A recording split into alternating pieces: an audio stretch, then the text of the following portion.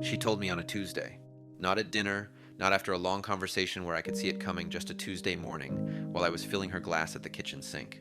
She was sitting at the counter, both hands around her coffee cup, and when I turned around, she was already looking at me. Not at her phone, not at the window, at me. The way someone looks when they've been rehearsing. She said she'd been thinking about the birth plan, that she wanted a doula, that she didn't want me in the room. I set her glass down and stood very still for a moment, the way you stand when you haven't yet decided which direction to move. I heard myself ask her to say it again, not because I hadn't understood, but because I needed another second. She said it again, quietly, evenly, like she'd practiced that too. I sat down across from her. I didn't push back. I asked her to help me understand, and she told me that a doula was trained for this, that I would make it more stressful, that I take charge of things in a way that sometimes makes her feel overwhelmed rather than supported. All of that was fair, I know what I'm like. But there was something in the way she said it that didn't sit right, too prepared, too smooth. Like something that had been sanded down before it was handed to me. I said I understood. I thanked her for telling me. I got up and went to the office an hour early and sat in the parking garage for 20 minutes before going inside. I didn't bring it up again right away. If you've ever been shut out by someone you love, subscribe. What Happens Next changed everything we thought we knew about marriage. We moved around each other carefully that week, the way people do when something new and tender is sitting in the middle of the room and neither one of you wants to knock it over. I watched her, though. Not in a way I'm proud of, not surveillance, just attention. The kind of attention that sharpens when something doesn't add up. She was affectionate. She still reached for my hand in bed. She still laughed at things I said. Whatever was happening, it wasn't distance. It was more like she had drawn a single line and was holding it very carefully, and I couldn't yet see what was on the other side of it. 3 days after that Tuesday, I found her at the kitchen counter again, this time looking at her phone with an expression I couldn't name. I made coffee. She put the phone face down. That was nothing, people put phones face down. But I noticed it, the way you notice a sound that stops. I asked, casually, if she'd spoken to her sister lately. She said yes, a few days ago. I asked if everything was fine, and she said yes, of course. Then she picked up the phone again, and I watched her shoulders drop, just slightly, back to their normal height. That was the first inconsistency. Small, but not nothing. I didn't file it away. I kept it. I suggested lunch on a Wednesday. The place near the pharmacy, nothing special about it, just yellow light and tables that wobbled a little, and a barista who always knew her order. We'd been going there since before we were married. Neutral ground. Warm. A place where neither of us had ever had a bad conversation. She ordered herbal tea and looked at the menu she already knew by heart. I ordered coffee I didn't touch. I asked her, carefully, what she was actually afraid of. Not the practical version she'd given me in the kitchen, the real one. She stirred her tea for a long time before she answered. When she did, she talked about her sister. About a comment her sister had made after her first delivery, that having her husband in the room had changed something, that he'd seen her in a way she hadn't consented to, and that things were never quite the same after. She talked about the phrase her mother had used more than once, that men don't forget what they see, that there are things you can't come back from. I listened without interrupting. Not because I agreed, because I was trying to understand how long she had been carrying that. When she finished, I asked if she believed that. She looked up at me, and this was the moment. The first crack in the surface of the last week, and what I saw in her face was not conviction.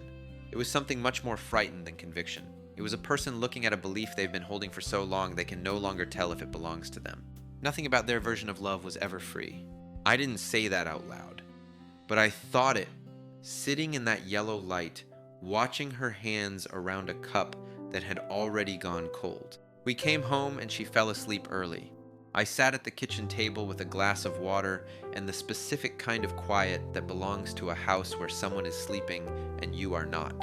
I thought about her mother, about the things I'd stayed quiet about for years, the comments at Christmas, the way her sister talked about marriage like it was a series of managed expectations, the way her mother had a talent for making love sound like something you earned and could lose. I had held my tongue all of it because I didn't want to be the reason she cut off her family. I thought I was being generous. I was beginning to wonder if I had just been afraid of that conversation too. Then I thought about my surgery. 2 years ago routine. 2 days in hospital, nothing serious. I hadn't told her I was scared until a week after I came home. I had lain in that bed the morning of the procedure and felt something close to real fear, and I had made a decision, without thinking it all the way through, not to tell her.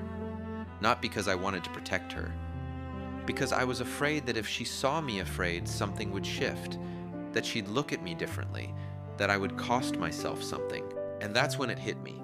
We had been doing the same thing, both of us, just quietly enough to pretend we weren't. Independently, and probably for years.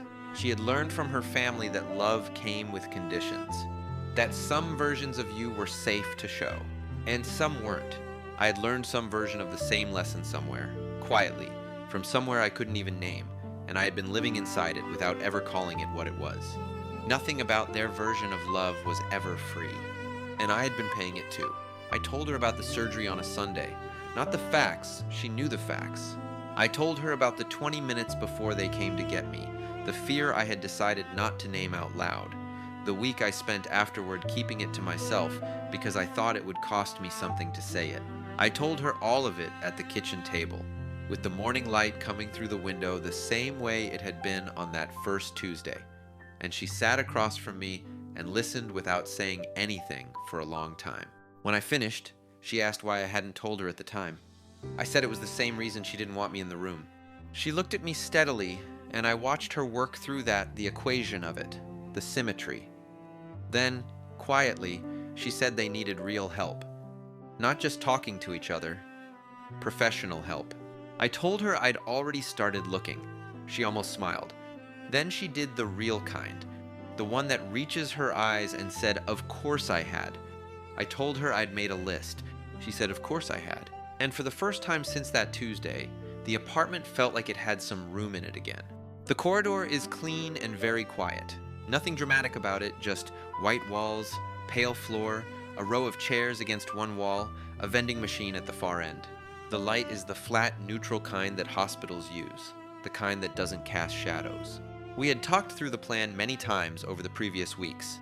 Therapy, first real, ongoing therapy, both of us. Then a revised plan for the birth, with flexibility built in. She had spoken to his mother, who had talked for nearly 2 hours on the phone and said things her own mother had never once said to her.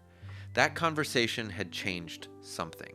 I could see it in the days that followed, something settling in her that had been unsettled for a long time. The final plan was simple: a doula inside, and me, in the corridor. Not because she didn't want me, that was the thing I finally understood, the thing that had taken all those weeks to see clearly. She needed to do this without wondering, without the small anxious voice her family had planted in her asking, "Will he still look at you the same way after?" She needed to walk through that door on her own terms, not on the terms she'd inherited. She stopped just before the door, just for a second. She turned and looked at me, not long, not theatrical, just a look, the kind that asks a question without asking it out loud. "I'll be right here," I said. She nodded. And then she went through the door. I sat down in one of the corridor chairs. I thought about her mother's voice on the phone years ago telling her that men don't forget what they see. I thought about the way that kind of belief works, how it doesn't announce itself, how it just becomes part of the furniture, something you stop noticing because you've always had it in the room. I thought about how she had carried that without knowing she was carrying it, and how I had carried my own version of the same weight, and how neither of us had thought to put it down until we finally started talking in the same language. The vending machine hums. Somewhere down the hall, a door opens and closes. I check my phone and put it back in my pocket. She is behind that door right now, becoming a mother. I am out here not because I was excluded, but because the most honest thing I could do was let her decide what she needed and then hold still while she needed it. That's what I should have understood from the beginning. Not how to fix it, not how to take charge of it, just how to stay. When that door opens, I'll be right here. Because this time, I'm not trying to fix anything. I'm just not leaving. If you believe love is staying, not fixing, subscribe. Join us for more stories on presence, truth, and quiet connection.